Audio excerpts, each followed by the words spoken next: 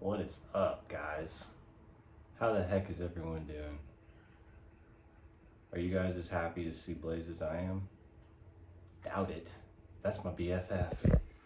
Anyways, I wanted to show you guys my two baby monitors and their setup, essential tools, tips that you will need when you're getting a brand new pet into your home or into your snake room, reptile room, wherever you're keeping your animals. Just some important things you might want to know about, some of your feeders that you may be feeding your animals, some lighting tips, and just some of the things that I do and how I set up my enclosures for my animals. So if you do have any kind of indicus monitor, or maybe even Asian water monitors, or really kind of a lot of monitors, what I'm doing is would probably be relatable to anyone that's keeping lizards or any monitor species. So definitely check this video out. It might have some tips for you and it might help you out. And if not, you can at least laugh at me, and I'll be hanging out with my buddy over here. We're finally gonna get him out of this cage because he's finally healed up. He got the last bit of his wounded belly all healed up. He's looking great, he's doing great. We've been hanging out again. So I just really couldn't be happier. We're setting his cage up this weekend. But let's get to it. I'm gonna show you guys what I do with my feeders, and I'm gonna show you these cool enclosures that we got set up with these beautiful baby peach throat monitors.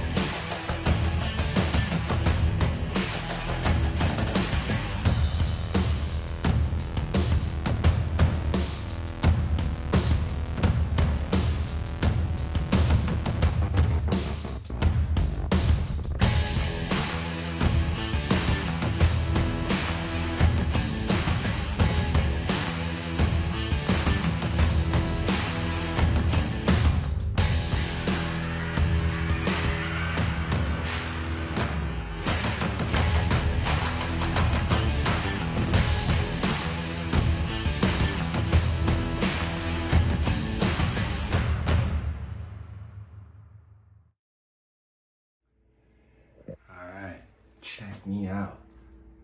Whoa, double vision? Almost. So as you can see, I have these closures set up very, very, very similar so that it is easy for me to tune them in, dial them in, and make sure that my animals are getting the exact, just temperatures and things that they need to survive and thrive. I put multiple hides in their enclosures, multiple options for shade. Obviously some good water bowls for them to swim, and some options to hide in their water bowls, easy access to get in and out of them with rocks on the inside and outside. They have some good branches in there for them to crawl and bask on for thermoregulation, as the higher points on the branch would obviously be hotter since they're closer to the basking. Their lights heat up these stones down here, which they come out and bask on. A very, very useful tool that you want to need, and you absolutely need to have as a reptile keeper, because if you don't, you really don't know what you're doing. This is a laser temp gun, and it is essential for knowing how to set up your basking spots. If I didn't have this, I could either be baking my lizard or freezing her, essentially. So what this has allowed me to do is it has allowed me to dial in my basking temps to the exact temperatures I need them. And it allows me to get the thermoregulating points in their cages completely dialed in. So right now, Natiri, this girl is hiding in her cork tube down here, which is underneath her basking platform. When I stick the laser on the ground in there, it's saying that the ground is 83.5 degrees. So she's from that point to the stone up here at the top where the light is hitting, that stone gets anywhere from 115 to 120, 123 degrees. So when she comes out and basks on that, she utilizes that for about 5 to 10 minutes max. And that is a good sign, because that means she is coming up to that spot, thermoregulating to the temperature she needs to, and then getting back to business, which is usually tearing up crickets or running around, swimming in her water bin, or hiding like she is now. So she's doing good. Also with Suey, hers is just a little bit different because of the stick that she has in her enclosure. So her stone down here gets anywhere from 110 to around 113 degrees where that focal light point is. But she has stick access right here, which literally gets to the exact temperature I want it, 125 degrees. So what she likes to do is come up and lay on that little fake leaf frond right there, which is 125 degrees. She'll come up there for the exact same amount of time as Natiri, 10 minutes max, goes back, starts tearing up crickets like an absolute menace in here. Then what does she do after that? Usually swim around and does what she's doing right now. She's hiding back under here behind her cork work. Can't see, of course. I'm not gonna disturb her because guess what? She's still settling into this home. And I want her to be safe, and I want her to trust me whenever she is big enough to come out. And, you know, let me tongue. Well, she's already tongue feeding, but she won't crawl up on me. So we're still gaining that trust. Natiri, on the other hand, she's getting bold with it, and I can get her to crawl on my arm and take a cricket. Obviously, well, it's probably going to be hard for me to get it on video, but we'll get there. We'll get there. We just got these animals. They just got here, and they're still settling in. So could not be more happy with these setups. Obviously, they have multiple options to hide at different points. On this side of the cages, I have their UVB. So they have UVB access on this side of their cages, and it's a little bit cooler, so their water isn't evaporating as fast. I'm in Florida. I don't have humidity issues like some other people, so the big water bowl is mainly just for them to swim and drink out of, even though I do daily misting. So yeah, that is another huge point, or another huge tool that you would definitely need. The thing was not locked on. You want you a nice big water jug, you guys. It makes life so much easier, and it cuts down spraying time in half. It's absolutely essential. So that is another tool you need to get. But let's dive deeper into these feeders, and let's check out Natiri. Let's see if we can get her to eat off some tongs for us. All right, let's get it. She can hide under. I've only had her like a little over a month now, and I'm not using the method where you just go in and grab it and try to get it to gain your trust that way. I want it to gain its trust by coming up to me. So we're slowly just gaining trust. She's tongue feeding really well. I don't know if she'll tongue feed right now. I kind of spooked her a little bit, taking the lights and the lid off, but we got some wax worms. I've been waiting for the pet store around me to get some wax worms. I really wanted to give them some wax worms, so let me see if I can get her to come out and get a nice wax worm.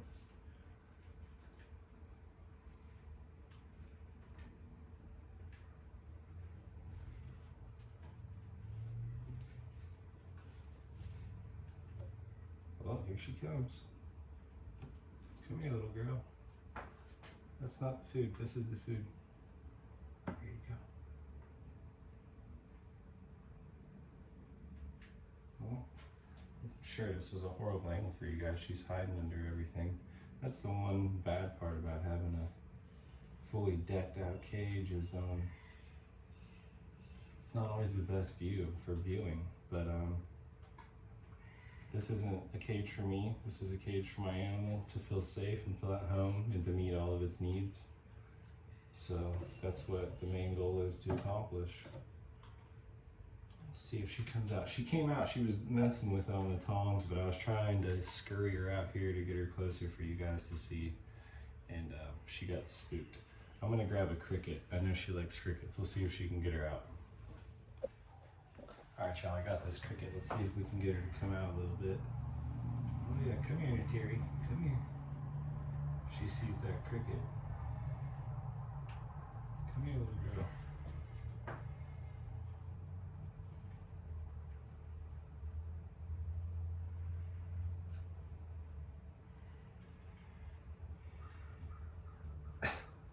Of course, I drop it and she tears it up.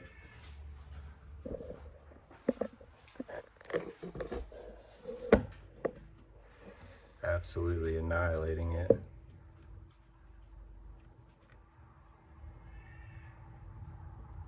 Little beast. She's just doing great. Settling in better than I could ever ask for. Give you a little bit better angle of her cage here.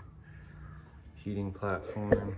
Got a cork tube under there where she's hiding.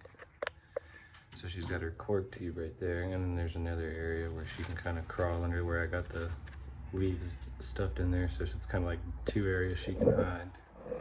There's her other hide over here. I got a bunch of moss stuck in there, so it's kind of like a good human hide. And then her water bowl. But like I said, we get the temperature on this rock up to anywhere from 115 to 120. And that's basically, she uses it textbook. It's not one of those things where she's sitting on this spot all day. Look at, if you notice, she's not very scared. My hand's sitting here moving around her. She's not freaking out. That's a really good sign. She's getting used to me being in here. Really happy with that. But I keep saying her. This is an unsexed animal. I won't know until she's older, but I'm really hoping it's female, so I'm speaking it into the existence. Come here, little girl. You wanna come out here and check me out? Come check me out. Oh. Anyways, on your basking spots, you really would just want it to be, a good basking spot. So where they're coming up, heating up 10, 15, 20 minutes, and then going back and doing their thing, either hiding, hunting, or getting out of that basking spot. You want to just achieve the temperatures, achieve the goal of thermoregulation, and go on about the business. You do not want your animal basking all day. If your animal is basking all day, that means you need to make some adjustments. Either different lighting, different heating. Yeah, it's all dependent on your situation and your animal. So research is key. That's why the #1 tip of the video, research, research, research. But all right, there's Natiri's cage, you guys, and that was Natiri, this small little clip of her head sticking out, tearing up a cricket. Yep, here we go.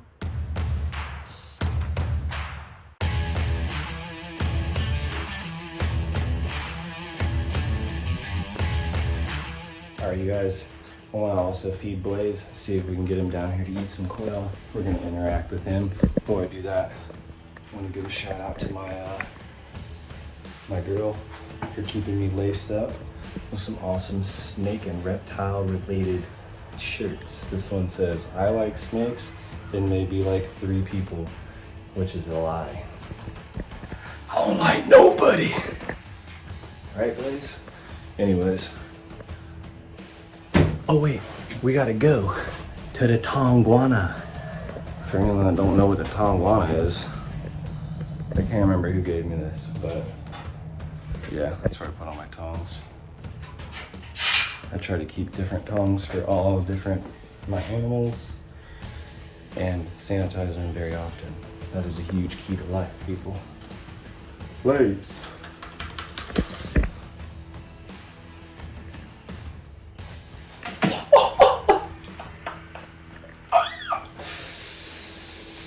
Boy, that doesn't count. Oh, I'm horrible at giving you guys an angle. That does not count as work. You bum rushed me. You know you bum rushed me. That does not count. I tried to make him work for us, dude. That was ridiculous. That was ridiculous. Come here, bud. We're gonna try to get this dude down here. Gosh, this is so hard. I need a filmer. Volunteer filmer. My little brother's out there watching. Shane, come film for me, bud. I need a filmer. Oh God, come on, bud, come on.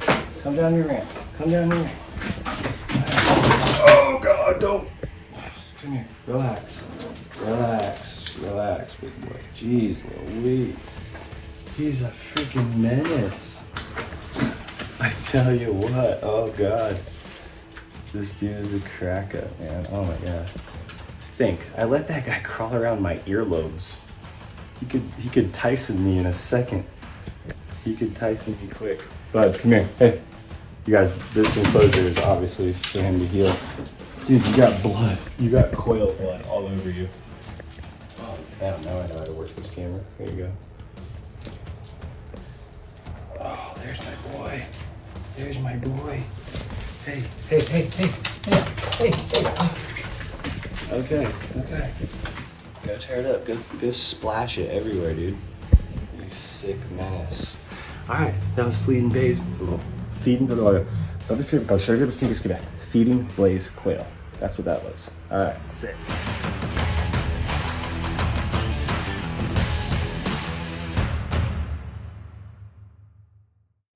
So here is a very simple idea for a cricket container. I know you can buy the one at the pet store, which if you already have, this is the exact same thing. So what I like to do is every week when I do get new crickets, I will take this bin, take it outside, squirt it out really quick. If I have leftover crickets that I haven't fed off yet, I have another container that I put those in. Squirt this out really quick and then refill it with some. Now make sure when you use this, you always want to go organic. You never want to just get the, like whatever the other options are, always go organic. I've actually heard people say that when they didn't use organic produce, that their feeder animals had actually died. So that just goes to show you what we're putting in our bodies, let alone trying to feed our animals. So what I like to do is I like to put a little bit of baby spinach and a little carrot in there. Both of those are organic, like I already said 17 times. And let me grab the other thing that I like to put in there. Now this you can get at, I'm sure, all of your pet stores or pet shops that are around you. And if you're at any reptile shows, people usually have them. But I wanted to show you guys something on here. I'm trying to read this to the camera and I can't even read. So yeah, okay, there it was right on the front. Calcium fortified. So what this is basically a cricket drink, but so it makes it easier on you, so you don't have to have a water bowl in here for your crickets. And plus they get the moisture out of the, damn, I can't even open this thing. They get the moisture out of the carrot and also out of the spinach. So what this calcium fortified means is this is gonna mean when you get the calcium fortified stuff, you don't, I'm not saying don't powder your crickets, but you definitely can powder your crickets a lot less, because as much as it is good to powder your crickets with calcium and D3, you can also overdo it when you're giving the feeder animals such a fortified diet. So that is just one thing you want to look out for. One thing I wanted to mention, I'm gonna show you what powders I use to dust my crickets. When I do, some people might not like to hear this, but right now I'm only giving them a dusted round of crickets once a month with the D3 stuff. And because I have all the right lights that they need with the UVA, UVB, they're getting calcium fortified feeders. I'm also giving them fish with, when I give them the fish, I'm also putting a little bit of this multivitamin, which has some calcium in it. So like they're getting a lot, and you can really easily overdo it. So that is almost worse than doing less, is overdoing it. So we're trying to stay, I'd rather just say, hey, you got really good healthy food, you know, everything's clean and cleanly in that feeder bowl there. So That's probably the better way to do it. Make sure your feeders are good and packed and healthy, rather than just taking a mediocre food item and completely smothering it in all these dusts and stuff that probably aren't good for your animal's digestive tract. So those are a few tips and few things I use for my feeders for my babies.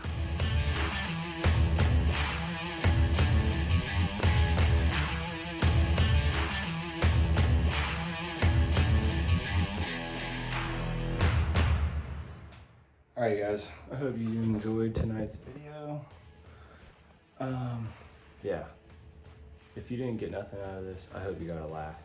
But definitely, if you can't take anything out of this, take some of those tips I gave you about the feeders, take some of the tips I gave you about getting the laser light, and yeah, this is my boy Blaze. He is a menace. Look at that quail blood. Look at him licking the damn quail blood. You're a freaking menace, bro. You're such a menace. Yes, you are. Come here. Come here. Hey. Hey, boy. Hey, boy. Anyways, hope you guys enjoyed the video. Hope you enjoyed seeing the little baby monitor closures. Hope you enjoyed Blaze tearing up some quails, slinging blood all over me. Yeah. I'll see you in the next one. Enjoy the night. Enjoy the time, wherever you're at, day, night, whenever you're watching. I don't know why I keep acting like my life is current when you guys watch this, but have a good time. I'll see you next video. Peace.